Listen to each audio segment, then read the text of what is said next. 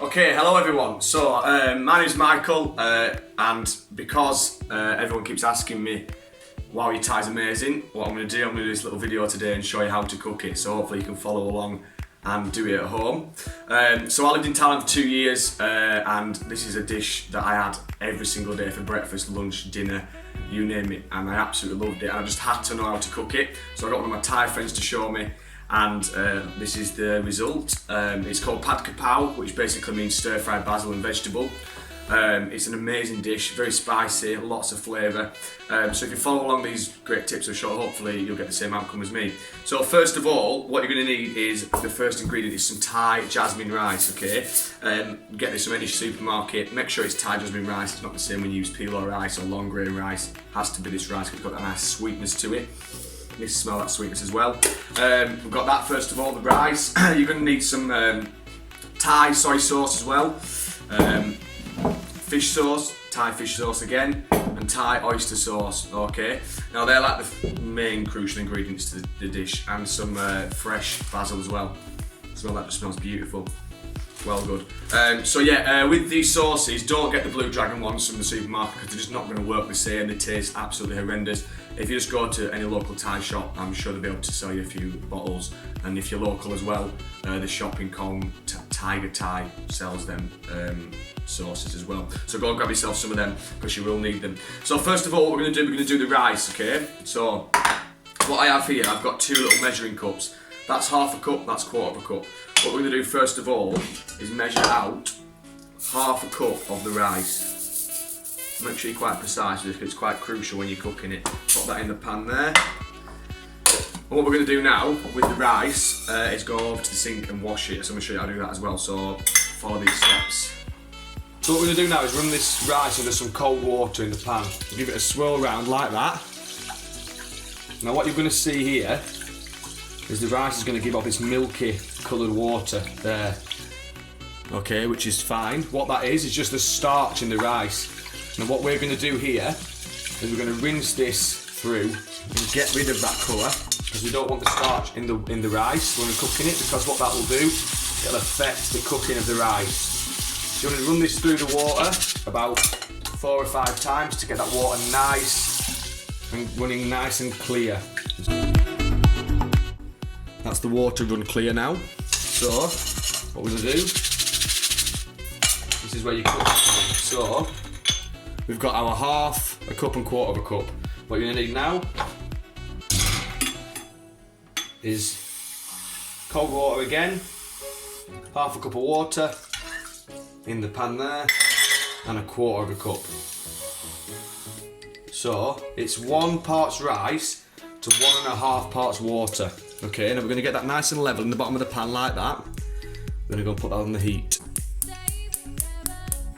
So what we're going to do with that wants to be on the lowest heat possible. You're just going to leave that, make sure the rice is nice and level in the bottom of the pan.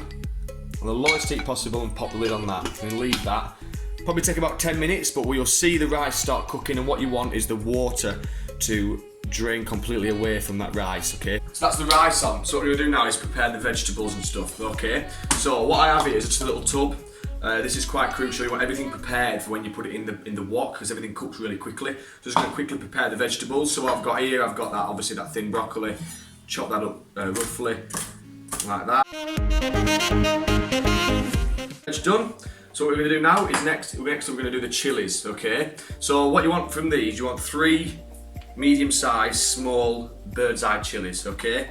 So take the ends off those, just chop them off, pull them off like that. They always normally pull off, that means they're fresh. What we're going to do is give them a nice gentle massage just to loosen them seeds up inside. Be careful not to pop them like that. A nice gentle little massage. Boom, there you go. I'm just going to cut them in half, okay? Directly down the middle in half. And then we've got here, this is garlic obviously, so we're going to use you can use as little as much garlic as you like. I usually normally use about 3 medium-sized garlic cloves like that. I like garlic, so you can put lots of garlic in it. It is the basis to any Thai dish, is chilli and garlic, so get them chopped up like that. Now what we're going to do next is the chicken, okay? Now you can use chicken, pork or prawns, whatever you like in this dish, but chicken sometimes works better. pork as well.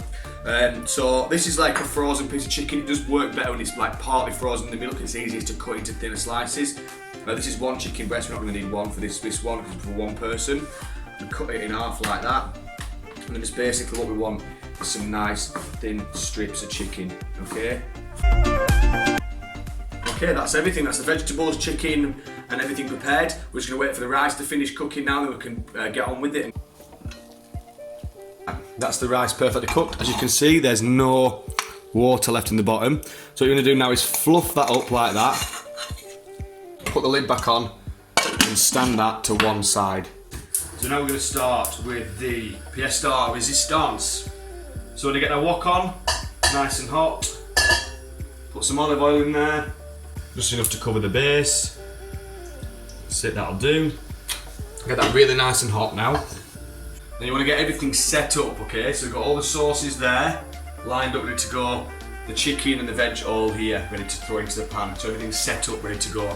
And I've also picked a handful of basil as well to throw in at the end. So make sure you do that. So we're going to bang that chilli and garlic in, like that.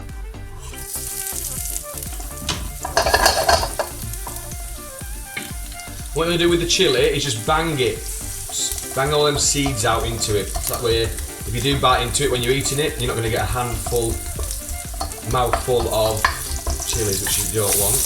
Bang them around like that. Get them all them seeds out of there.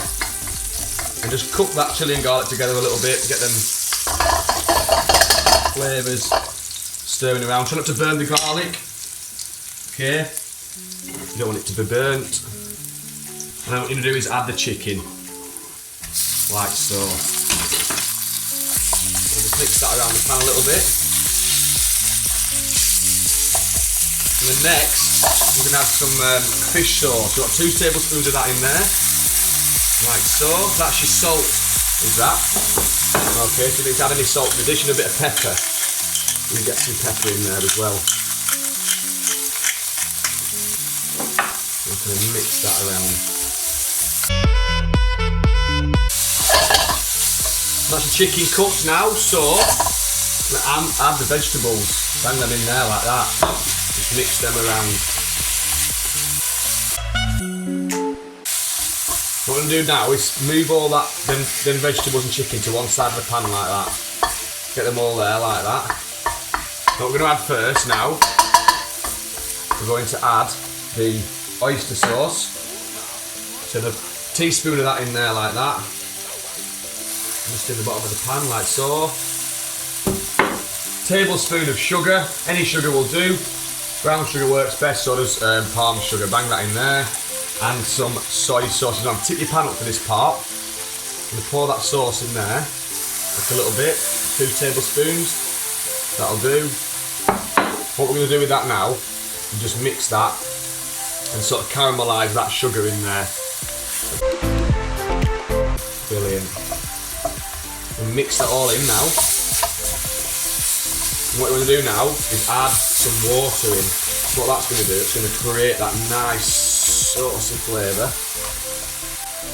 A little bit of water. What we're going to do now is add that basil in there, bang that in, and then just bubble that all up, mix that in. And there you have it, that's that done. Off the heat now. What I'm going to do with that rice there, that's nice, all nice and like dried out if you will. Get a little tub like this, get the rice and just place it in there. You can just be normal and throw it onto the plate, but I am a bit of a presentation freak and I like my food to be presented in a nice manner.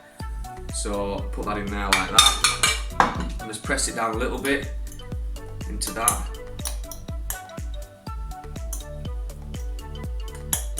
When you go to most Thai restaurants, it's always presented the rice like this way, so I like it like that. Just put that onto your plate, onto the side, that's that. So bang that onto the plate like so, and just fold it on top of one another like that. That's it. That's that, done. And there you have it. One pad Kra Pao. That was beautiful.